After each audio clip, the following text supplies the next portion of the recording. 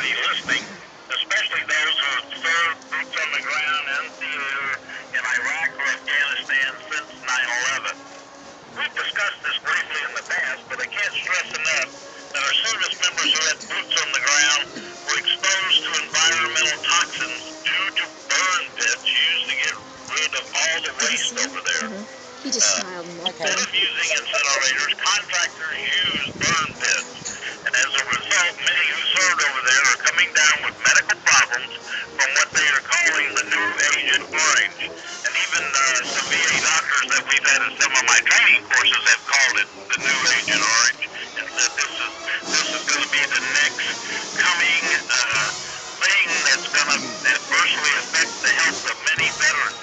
The burn pits, if you're not familiar, real quick, they threw everything into these pits. Like I said, no incinerators, no environmental control. They put medical waste, they put tires, they put everything, any kind of garbage and trash that you can think of, and then poured jet fuel on it, which in itself is not real healthy to breathe when it's burning, and then lit it up. And Glenn, you mentioned they're calling it the new Agent Orange, and that's kind of a tie-in with part of the mission. We're here at the Vietnam Veterans Memorial Fund and the display of the scale replica in downtown Orlando at Lake Eola. I've got with us, before we get to that burn pit stuff, I wanted to share with the audience real quick another short interview with Patty Little. Patty, say hello. Hello there. Tell us what your mission is here. Hi. Well, our mission is to accompany the replica of the Vietnam Veterans Memorial Wall, which is attached to the Education Center at the wall. And you know, the Education Center, they're planning on breaking ground this year. It's in proximity and subterranean behind the Vietnam Veterans Memorial Wall in Washington, D.C., and it will display and teach about wars. It mainly will also highlight... Not just the Vietnam War. Yeah, it will include right up through our recent Afghanistan and Iraqi war and conflicts, and to highlight some of the items that have been left at the wall. You know, a full Harley has been left at the wall, at the Vietnam Veterans Memorial Wall, and so things like that are going to be left to educate the public. And tell us a little bit about your mission specifically, because you have a trailer and you sell some merchandise. Yes, we accompany the Vietnam Veterans Memorial Wall to a different city every single week, and we carry merchandise, mainly t-shirts, that identify specifically with the Vietnam veteran. And boy, is it received in every community over the top.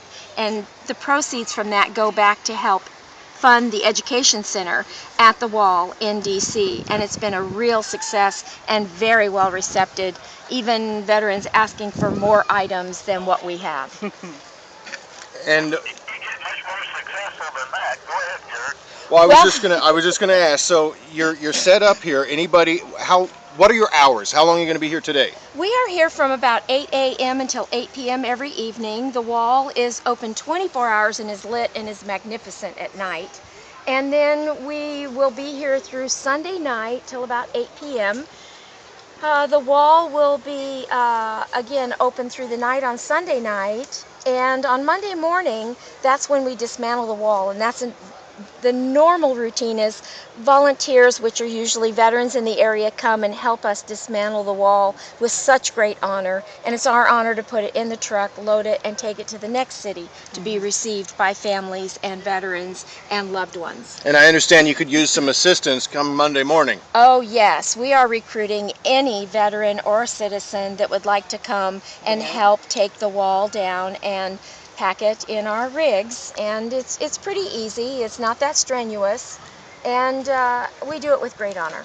Okay, what about the website? How can people find out more about your mission? Well, the mission on the Education Center would be the VVMF, and that one's really easy to remember. That's Vietnam Veterans Memorial Fund, and the .org.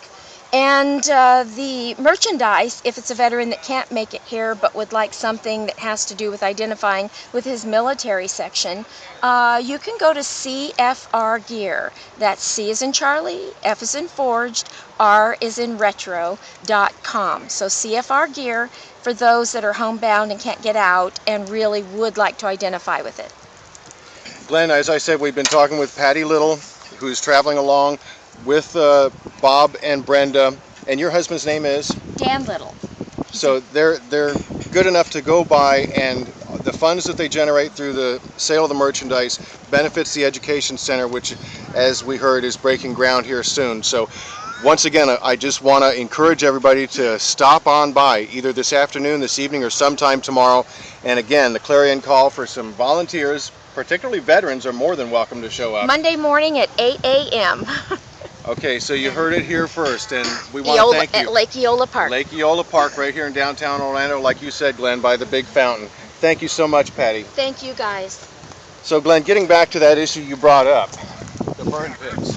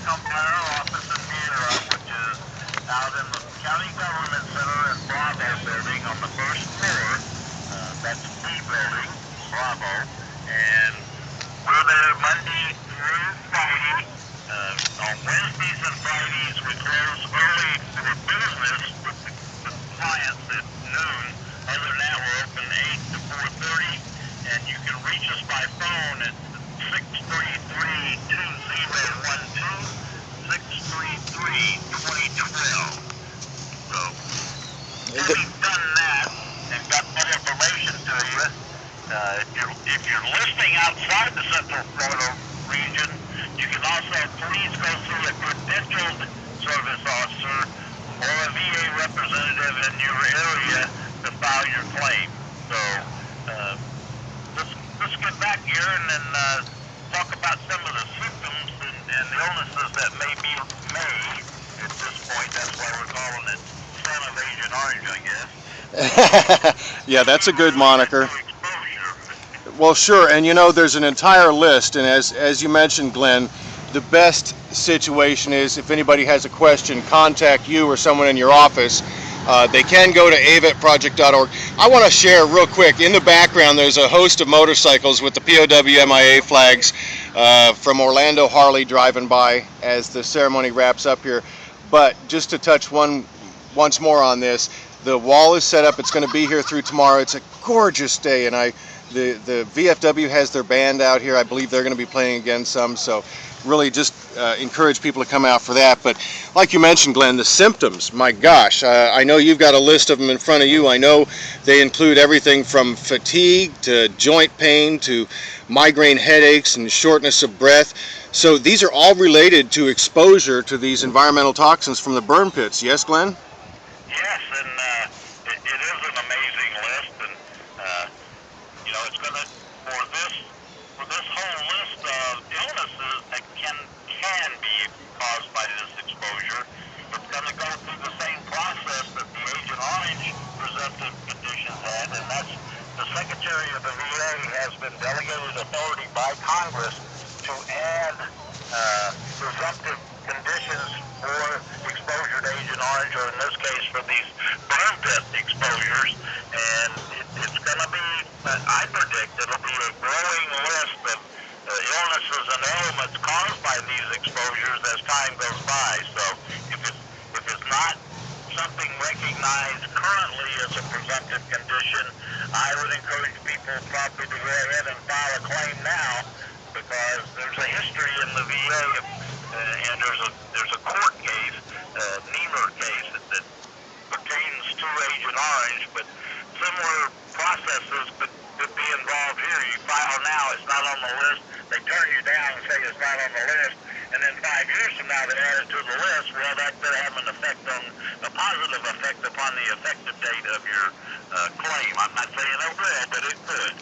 Exactly, and again, some of the symptoms, I mean, they are so wide-ranging, from reflux, which a lot of us have, skin rashes, muscle body aches, back pain, abdominal pain, low testosterone levels, eye twitching, vertigo, night sweats, even high blood pressure, chest pain, indigestion, nausea, loss of smell senses. So with all those symptoms, we're basically saying anybody that had boots on the ground over in Iraq or Afghanistan that has those type of symptoms, it may be related to one of the illnesses that they've recognized. Yes, Glenn? Absolutely, and to kind of seal the case up, you have to, of course, have a 214 showing that you were in country in Afghanistan or Iraq, and then to really seal the deal, get a doctor to say that your current condition is as likely as not, or stronger language, in other words, 50-50, that's the standard of proof, as likely as not, caused by your exposure to the toxins from these burn pits in Afghanistan or Iraq, or both, as the case may be, in anybody's particular fact pattern. Right, and that kind of relates to the three-pronged process of well-grounding a claim. Maybe we should go over that briefly. Yeah, that's always good to review for veterans out there. First, the veteran must have incurred a chronic disorder or illness. Chronic, continuing, continuing into that word chronic. On active duty, then he or she must currently be suffering from the same problem that occurred on active duty that was chronic, again, continuing. It's not something that you just got and you healed like a broken bone and that was the end of it. And there must be, as I was talking about, a nexus or causal connection to what happened then and what's going on now, and that's where the doctor's statement comes in. And in some cases, you may find that you're going to have to go to a private doctor to get some kind of a positive nexus statement because the VA medical people are not required to provide you this nexus. Now, I'll tell you from experience, some will and some won't, but they're not required to do that. All they're required is to report on the condition and how severe it is currently. And some may not provide you that nexus, so you may have to search out a private doctor to give you that piece of the puzzle, as it were. But it is a three-pronged thing. You know, suffer the injury, chronic disability, or illness on active duty, currently still have that disability or illness, and then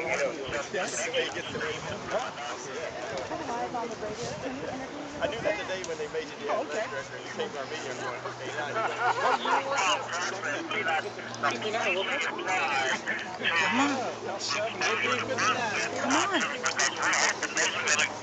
many of those illnesses may be affected individuals become presumptive conditions like lung cancer and prostate cancer and others are already talking about exposures exposed to Agent Orange in Vietnam.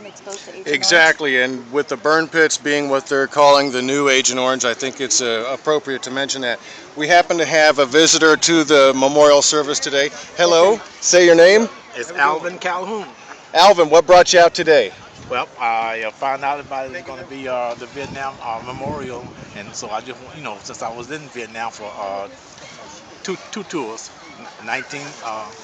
67, 68, and then back again at the end of 68, 69.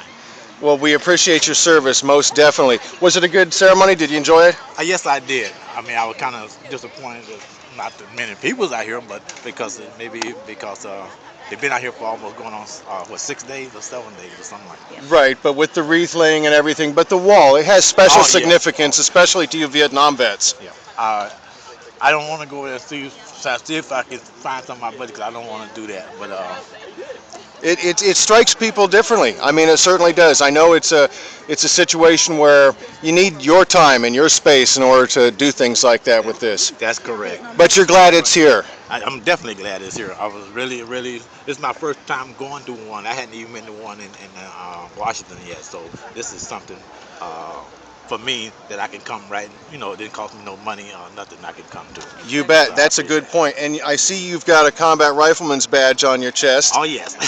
Well, again, thanks for being out here. Thanks for sharing with American Warrior Radio. Yeah, it's appreciate. Hang in there. Now we got to support another war. That's right. That's right. Thank you, sir. How are you doing today, sir?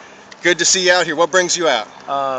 Mainly just to support the wall. I got a friend on the wall. Was killed on April 26, 67. We were attached to the 3rd Marine Division. I was also with the 1st Cav. Hence the cowboy hat. Oh yeah. So I did a lot of search and destroy, and 18-year-old kid, you know, when I was over there. So like most of us, but I appreciate the camaraderie. I try to attend everything I can, especially stuff in Melbourne with the reunion, and I really appreciate everything that's going on here. And it says, as they haul this around the country, the wall that heals. It really does have that effect. Oh yeah, like I said, I've got a friend that was, we were on something called a Duster. It was the M42, and I was a gunner, and he was a squad leader, and unfortunately, I think a sniper took him out. But that's one of the things, we just have to get over that kind of stuff. I mean, I've carried a lot of things for 40 years, but we have to get over it. Well, Sarge, thank you so much for sharing and for being here today. We really appreciate it. No problem.